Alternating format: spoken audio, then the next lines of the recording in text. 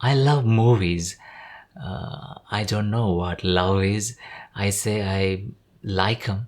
I like him a lot. Best companion, blessing, bliss, joy, an escape, healing. There were three movie theaters on the way to school. I eagerly waited and drooled at each movie poster as the bus passed in front of them. My recurring thoughts would be, what's the next change? I may be about 10. We were not allowed to go to theaters alone, so I cried louder and louder, longer and longer for money to go to the movies. Mom agreed. I started going to theaters. I once saw this art film. It didn't excite me, but my thoughts were, I can do that. I pictured myself on screen, sitting motionless endlessly. But this is not the way I want to begin. Maybe introduce myself. I was born in India, in the very south, on the west coast, in a state called Kerala. Daivathinte Sondam Nadu, God's own country. That's what they call it. Green, coconut trees everywhere. We use coconut in everything and everywhere. In breakfast, in brunch, in lunch, in curries, in sweets, on hair, for massage. I remember as a kid how I often saw my classmates' hair soaked in oil. I myself often felt oil dripping on either sides of my forehead. I did my schooling and college there. After masters, I moved to Bangalore where I did PhD in physics. Then I was a researcher in Boston University. In Boston, I met my acting teacher who advised me to join his acting school in New York City, and I did. So far, the acting journey has been fascinating. I haven't been to Kerala, I haven't seen my family, mom, for more than 4 years now. I miss mom. The need to do part-time jobs, it's too much. I don't like it. I keep myself open to all kinds of gigs. I have done a nude massage to a nude guy. He said he wanted some release, relaxation. Figure modeling, first time standing naked in front of a group of artists, and I had an erection. Boy, oh my god. They say Indians are repressed. No sex before marriage. May not be the case for everyone. I know some do it secretly. Suppression may be the right word in my case. That's why when I came here, one day it went out. Boom! I paid money and had sex for a week. Really nice people. Lovely people. I had a wonderful time. One of them talked about the importance of iron in blood. She asked me to sing a song. I sang "Wonderful Tonight." It's late in the evening. She was wondering what clothes to wear. When I was leaving, she gave me 2 Russian chocolates. May not be Russian, but the letters looked like Kappa and all. I kept the wrappers for a while until I lost my apartment when I had to leave for not being able to pay the rent.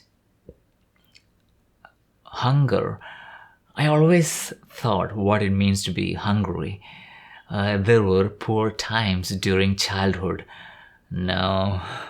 There was this ice cream box in the refrigerator. I was so hungry. No money. I took it and ate it. I stole it.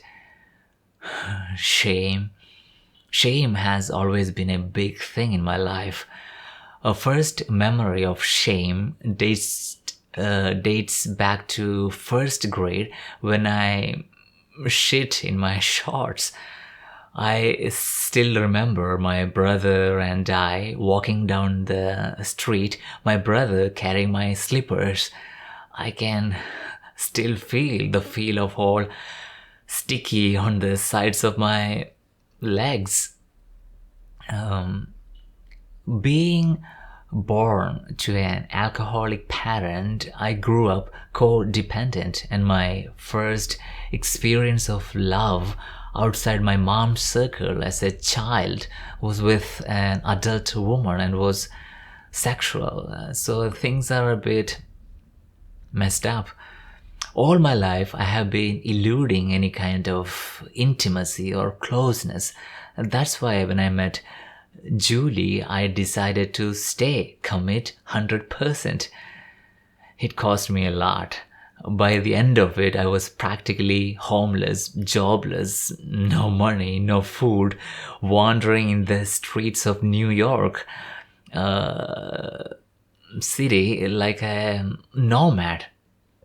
But it was the most beautiful thing ever happened to me. There was this pain, joy, beauty of knowing someone so closely, so intimately. Love, mysterious, as Carl Gustav Jung puts it. Mirabai says, we are all females, only Lord is male. She was Krishna devotee, me too, ever since childhood. Krishna is male, right? I am super gay. I once kissed a guy in the shower, in the locker room, at the pool. I was involved with a man a while ago, in love. Things I lost, things I had to leave behind, people who left me, people whom I had to leave behind. Emily DeVille writes, being left is a completely different psychology from leaving. I don't know where I stand. Recently, I shared my story of standing in the subway station, asking people to swipe me in with an Uber driver. He said, no wonder actors could cry so spontaneously. Acting has been self-revealing, like holding a mirror onto myself. All I want to do is to turn away and run.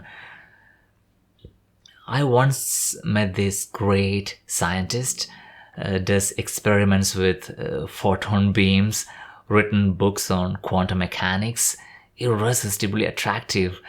I am sapiosexual, attracted to talent, intelligence.